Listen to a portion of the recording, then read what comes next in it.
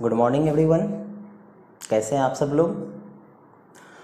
आज का जो ये मेरा वीडियो है आप सबों के लिए एक तरह से कोई पढ़ाई का नहीं है।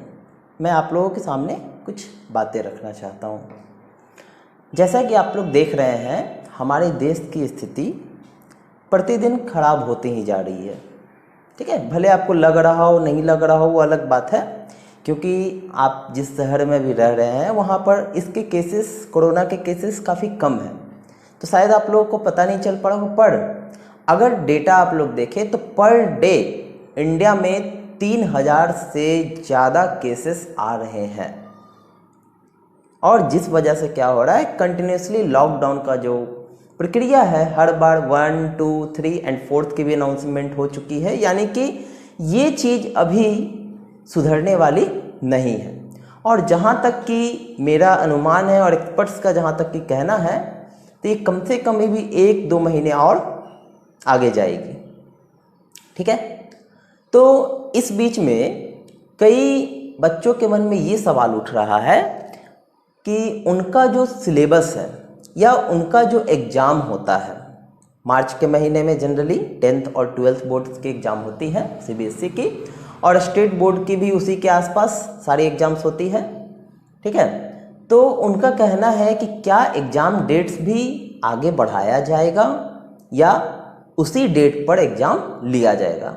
मतलब तरह तरह के प्रश्न उठ रहे हैं सभी स्टूडेंट्स के मन में। तो उन सभी स्टूडेंट्स से मैं ये कहना चाहता हूँ कि सबसे पहला चीज़ तो आप पेशेंस रखें। ठीक है, दूसरी बात, एग्ज़ाम का डेट बढ़ाने का जो फैसला है वो किसी एक बॉडी पर डिपेंड नहीं करता है, कि ऐसा नहीं कि सीबीएसई अनाउंस कर दिया, ठीक है, तो अनाउंस का डेट, एग्ज़ाम का डेट क्या हो जाएगा, बढ़ा दिया जाएगा। ठीक है, ये पूरे सेंट्रल गवर्नमेंट, स्टेट गवर्नमेंट, सारे बोर्ड्स का मिल करके फैसला होना है कि एग्ज़ाम का डेट बढ़ाया जाएगा या नहीं बढ़ाया जाएगा, क्योंकि हमारे बोर्ड्स एग्ज़ाम पर ही डिपेंड करता है हमारे एंट्रेंस एग्ज़ाम, जिसमें हम फ्यूचर में जाना चाहते हैं। जैसे कि बहुत लोग आईआईटी, बहुत लोग नीट, बहुत लोग एम्स में जाना चाहते हैं, कुछ लोग एग्रीकल्चर करना चाहते हैं, कुछ लोग फैशन टेक्नोलॉजी करना चाहते हैं, सबका अपना अपना करियर है। तो सारा का जो एग्जामिनेशन है एंट्रेंस का, वही बोर्ड एग्जाम के बाद होता है। ठीक है, तो उनके एग्जाम पर भी फर्क पड़ने वाला है। तो ऐसा होगा, अगर बोर्ड्स का एग्जाम का डेट आगे बढ़ाया जाएगा तो सभी का एग्जाम का डेट आगे बढ़ाना पड़ेगा। तो इसके लिए जहाँ तक मैं जानता हूँ और जहाँ र्यूमर्स मैंने सुने हैं, सही है या गलत है मैं 100% नहीं कह सकता, लेकिन यहाँ तक ये कहा जा रहा है कि डेट तो आगे नहीं बढ़ाया जाएगा। जिस डेट पर एग्जाम होना है, हाँ, उसमें 10 दिन 15 दिन आगे बढ़ सकता है डेट, पर 2 महीना 3 महीना डेट कभी भी आगे नहीं बढ़ाया जाएगा। इससे काफ़ी समस्याएं क्रिएट होगी आने वाले समय में। ठीक है, इसलिए इसको बढ़ाया नहीं जाएगा। तो क्या करना चाहिए, तो ऐसे में क्या किया जाएगा, तो सीबीएसई ने कुछ दिन पहले बताया था कि अगर ऐसा स्थिति हुआ, एग्जाम का डेट अगर नहीं बढ़ाना है, सेम डेट पर अगर एग्जाम लेना है, जो जिस महीने में एग्जाम होता है उसी महीने में अगर एग्जाम लेना है, तो वो सिलेबस को रिड्यूस करने का काम करेंगी। ठीक है, जैसे कि हम लोग फिजिक्स में, मैथ्स में, केमिस्ट्री में जितने चैप्टर्स हैं हमारे क्लास 12th के, तो उन चैप्टर्स को रिड्यूस करके एक नया सिलेबस तैयार करेगी, और उसी सिलेबस के तहत एग्जाम्स का क्वेश्चन सेट होगा। आई बात अब समझ में। ठीक है, जैसे कि मान लीजिए आपको कुछ एग्जाम्पल देना चाहता हूं कि कैसे कौन कौन से चैप्टर रिड्यूस करेगी, कौन से चैप्टर रहने देगी, इस पर भी एक क्वेश्चन उठ सकता है। तो उनका अकॉर्डिंग टू सीबीएसई गाइडलाइन वैसे चैप्टरों को हटाया जाएगा जिनका अदर किसी चैप्टर से कोई लिंक ना हो।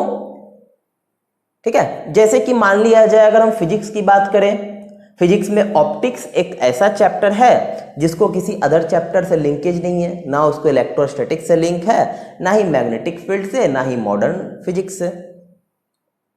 तो ऐसे चैप्टर को हटा सकती है।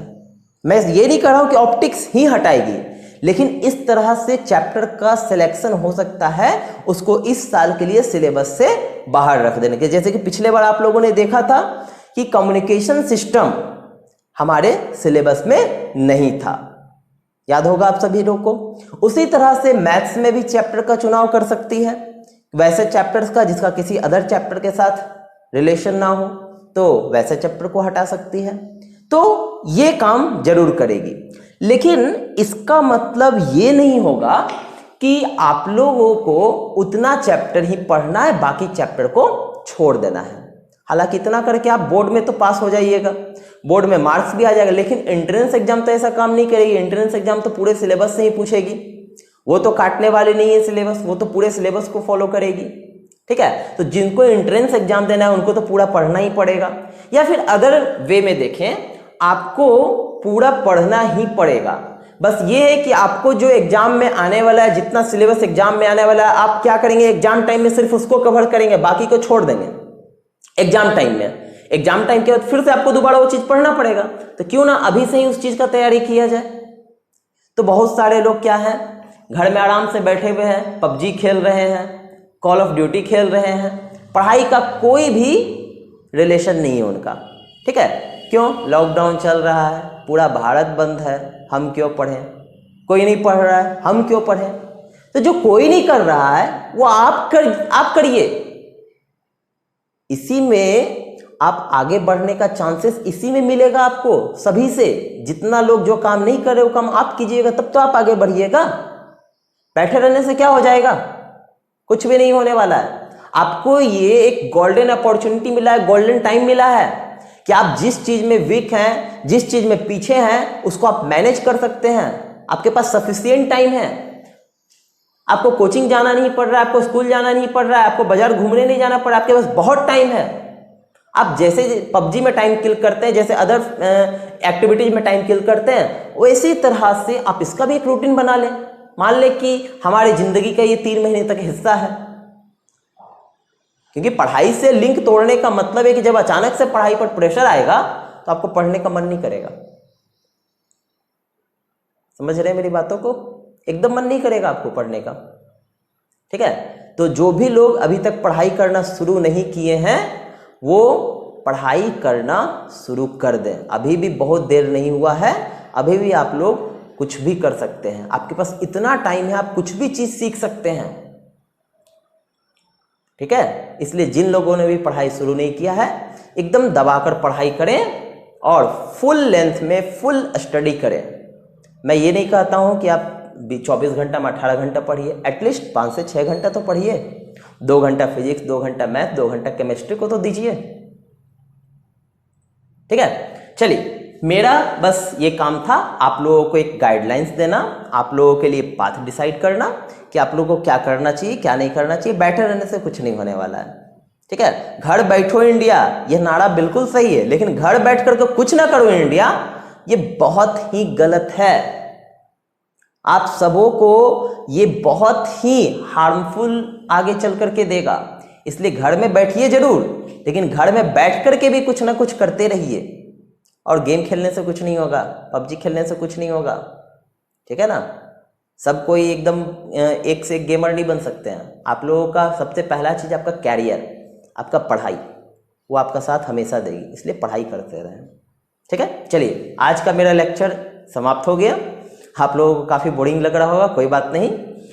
तो और एक बात मैं बता देना चाहता हूं कि आगे हमारे पास इसी तरह से आप लोगों को मैं जो वीडियो बना रहा हूं, चूँकि मैं ऑफलाइन क्लासेस लेता हूं, कोचिंग क्लासेस है मेरी, तो आगे की डेट में जब ये सब चीज़ ठीक हो जाएगा, तब भी मैंने जो काम शुरू किया है आप लोगों को ऑनलाइन पढ़ाना, ये बंद नहीं करूँगा। जब तक कि मेरा 11th और 12th का पूरा चैप्टर अपलोड मेरे चैनल पर ना हो जाए, मैं ये चलाते रहूँगा। ठीक है, फ्रीक्वेंसी थोड़ी बहुत घटेगी, जैसे जैसे हमारा लॉकडाउन खत्म होगा, मेरे क्लासेस शुरू होंगे, तो इसकी फ्रीक्वेंसी घटेगी। सप्ताह में जैसे कि अभी 5 से 6 वीडियो मैं अपलोड कर देता हूँ, ठीक है, तो सप्ताह में 2 से 3 वीडियो अपलोड होगी। जैसा मुझे टाइम मिलते जाएगा वैसे मैं काम करते चला जाऊँगा। ठीक है, चलिए इतना कह करके मैं आप लोगों से विदा लेना चाहता हूँ। आप लोग खुश रहें, घर में बैठें और पढ़ाई करते रहें। All the best.